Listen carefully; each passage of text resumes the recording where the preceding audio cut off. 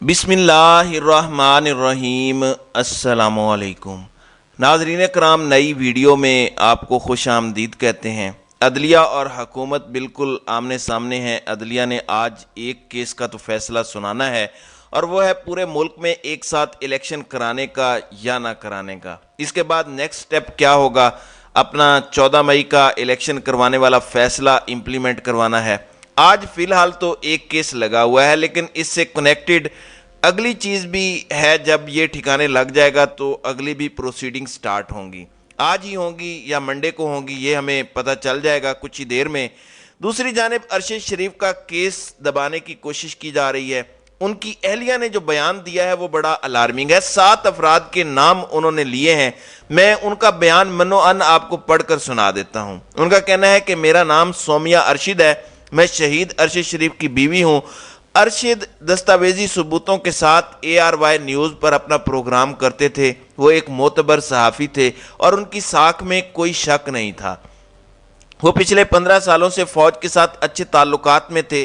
انہوں نے تمام فوجی زمینی کارروائیوں کو کور کیا، لیکن حکومت کی تبدیلی کے آپریشن کے بعد حالات بدل گئے، کیونکہ ارشد حکومت میں ایسے افراد پر تنقید کرنے لگے جو سیاست میں مداخلت کر کے غیر قانونی کام کرتے تھے۔ وہ تنقیدی سوالات اٹھا رہے تھے، جیسے NRO2 کس نے دیا، جسے طاقتوروں نے اچھا نہیں لیا۔ ARY نیوز چینل پر 31 مئی 2022 کو ان کا پروگرام وہ کون تھا اس کی ایک مثال ہے۔ اس پروگرام کو جنرل قمر جاوید باجوہ اور DG ISI lieutenant general Nadeem Anjum کے خلاف سمجھا گیا، اور یہ پیغام ارشد کو جنرل قمر جاوید باجوہ نے مختلف ذرائع سے پہنچایا، کیونکہ ان کا خیال تھا کہ یہ پروگرام ان کے خلاف ہے۔ ارشد کو پہلے ISI کے بریگیڈیئر محمد شفیق ملک اور بعد میں ISI کے بریگیڈیئر فہیم رضا کی طرف سے متعدد دھمکیاں ملنا شروع ہوئیں، جنہوں نے انہیں ISI sector headquarter Islamabad میں بلایا تاکہ انہیں major general Faisal Naseer DGC ISI کا پیغام پہنچا سکیں۔ انہیں کہا گیا کہ وہ اپنا موقف بدلیں، تاہم ارشد نے انکار کیا، کیونکہ وہ آزاد صحافت، آزادی اظہار اور لوگوں کے جاننے کے حق پر یقین رکھتے تھے۔ بریگیڈیئر فہیم رضا نے ISI کے کرنل رضوان اور کرنل نعمان کے ذریعے دھمکیاں بھیجنا شروع کی۔ ہمارے گھر ISI کے کرنل نعمان سے اپنی آخری ملاقات میں انہوں نے ارشد سے کہا کہ وہ جو کچھ کہہ رہے ہیں وہ اوپر سے آ رہا ہے، اور جو وہ جواب دیں گے اوپر پہنچا دیا جائے گا۔ ارشد اپنی سٹوری سے باز نہ آیا تو اس نے اسے سنگین نتائج سے خبردار کیا۔ جنرل باجوہ چاہتے تھے کہ ارشد ان پروگراموں یعنی تحقیقاتی کہانیوں کو روک دیں، اور یہ پیغام مختلف ذرائع سے ارشد تک پہنچایا گیا۔ صورتحال اس قدر سنگین تھی کہ ارشد کو مختلف معتبر اور قابل اعتماد ذرائع سے معلوم ہوا کہ راولپنڈی کے ایک انٹیلیجنس افسر کو ارشد کو قتل کرنے کی ہدایات بھیجی گئیں، لیکن وہ افسر حکم پر عمل درآمد کرنے پر آمادہ نہ ہوا اور اسے نتائج بھگتنا پڑے۔ ارشد نے میرے سامنے اس انٹیلیجنس افسر کا نام نہیں لیا۔ دھمکیوں کی شدت کے باعث ارشد کو اپنی نقل و حرکت محدود کرنی پڑی۔ موٹر سائیکلیں اور کاریں ہر جگہ اس کا پیچھا کرتی تھیں۔ وہ ارشد اور اس کے گھر والوں کو ہراساں کرنے اور ڈرانے کے لیے گھر کی گھنٹیاں بھی بجاتے تھے۔ ان کے خلاف وفاقی دارالحکومت اسلام آباد سمیت پاکستان کے مختلف صوبوں میں بغاوت اور غداری کے جھوٹے اور گھٹیا الزامات پر 16 FIRs درج کرائی گئی تھیں، جن میں وفاقی اور صوبائی حکومتوں کی ملی بھگت سے انہیں گرفتار کر کے تشدد کا نشانہ بنایا جانا تھا۔ مذکورہ دھمکیوں کے بعد ارشد نے مختلف اداروں کو خط لکھے، جن میں معزز chief justice of Pakistan, COAS، DG ISI، صدر پاکستان، وزیر داخلہ، وزیر دفاع، DG IB، IG اسلام آباد وغیرہ شامل تھے۔ دھمکیوں کا سلسلہ بڑھتا گیا اور اسے پاکستان چھوڑنے پر مجبور کیا گیا۔ 9 اگست 2022 کو ارشد کے خلاف ایک اور FIR درج کی گئی اور اسے اپنے متعدد معتبر ذرائع سے پاکستان میں قتل کرنے کے منصوبے کی اطلاعات بھی موصول ہونا شروع ہوئیں۔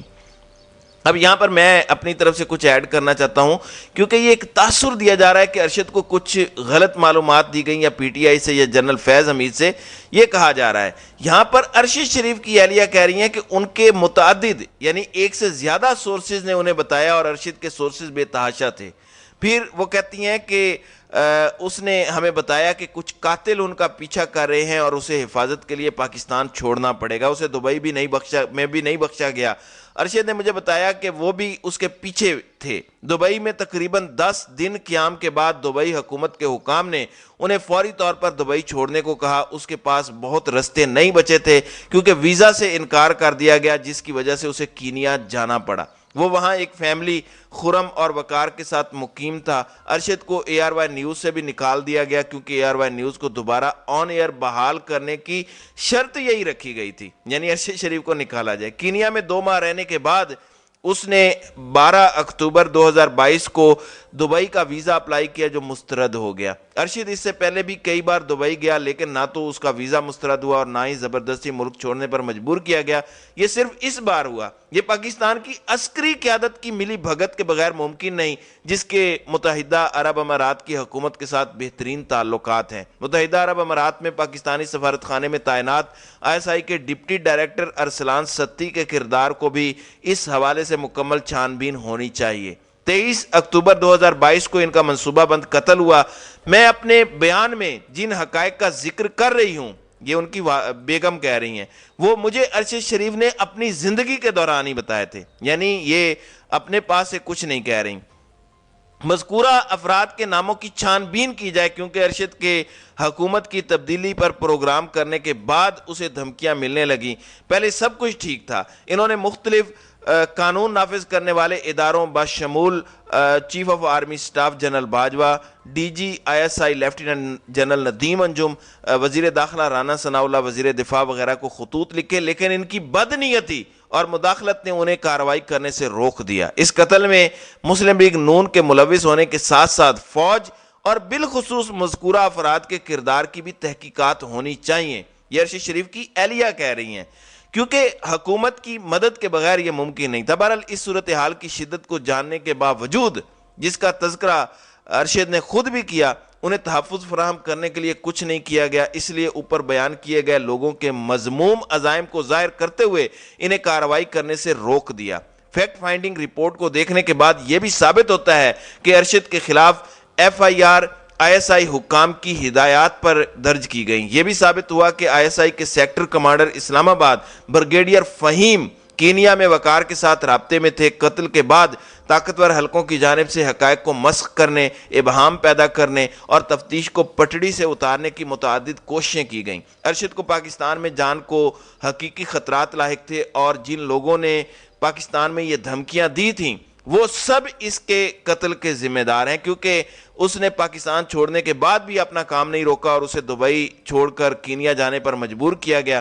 انہی مقتدر حلقوں کی جانب سے صحافی برادری میں خوف و ہراس پھیلانے کے لیے ارشد کی لاش کی تصاویر دنیا نیوز کے اینکر پرسن کامران شاہد کو لیک کی گئیں اور ایک خاموش پیغام دیا گیا کہ جو ہماری بات نہیں مانے گا اس کا انجام ایسا ہی ہوگا۔ چونکہ اس کیس میں قومی اور بین الاقوامی عناصر ملوث ہیں اور ارشد شریف کو قتل کرنے کی سازش ان کو قتل کرنے سے پہلے کی گئی، اس لیے استدعا ہے کہ دفعہ 302 اور 34 پی پی سی بھی اس میں شامل کیے جائیں۔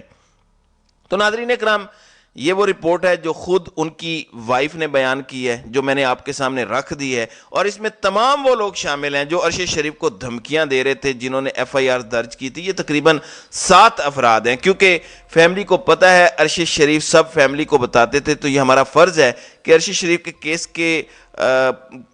کیس پر ہم مٹی نہ ڈالنے دیں، بلکہ انشاءاللہ ہم اس کو زندہ رکھیں گے جب تک ہم خود زندہ رہیں گے۔ دوسری جانب الیکشنز ہونے ہیں یا نہیں ہونے، نون لیگ مکمل لڑنے کے لیے تیار ہے، نااہلیاں بھی ان کی تیار ہیں، لیکن انہیں قاضی پر بڑا بھروسہ ہے۔ قاضی صاحب کی طرف سے تسلی ہے۔ قاضی صاحب کے دور میں پیپلز پارٹی اور نون لیگ ایسے دھلیں گے کہ آپ کو لگے گا کہ ابھی کوئی نہاد دھو کے غسل کر کے آیا ہے اور پاک ہو کے نکلا ہے۔ بہرحال آج کا دن سپریم کورٹ کیا فیصلہ کرتی ہے، کیا اپڈیٹس آتی ہیں، اس پر انشاءاللہ اگلی ویڈیو میں بات ہوگی۔ تو ناظرین کرام، آپ کی اس ویڈیو کے حوالے سے کیا رائے ہے؟ آپ اپنی رائے کا اظہار کامنٹ سیکشن میں ضرور کیجیے گا۔